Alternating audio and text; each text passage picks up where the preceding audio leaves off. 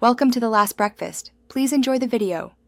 Welcome to the ultimate guide for brisket enchiladas. We're going to create a dish that's rich, savory, and incredibly satisfying. The secret truly begins with a perfectly cooked brisket, whether it's smoked low and slow for 10 to 12 hours or braised until fork tender. Once shredded, those flavorful drippings are gold, so be sure to save about 1 cup for our incredible sauce. This foundation is key to our success. Now, let's craft the heart of our enchiladas, the sauce. Combine your reserved brisket drippings with about 2 cups of a robust red chili sauce.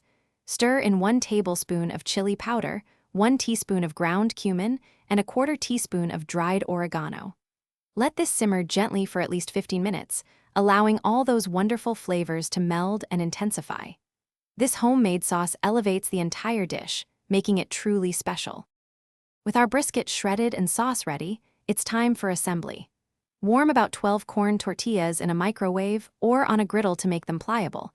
This prevents tearing. Dip each warm tortilla briefly into the rich enchilada sauce, ensuring it's fully coated.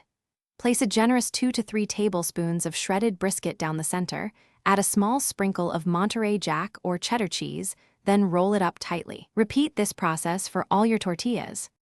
Finally, arrange your rolled enchiladas seam-side down in a 9 by 13-inch baking dish.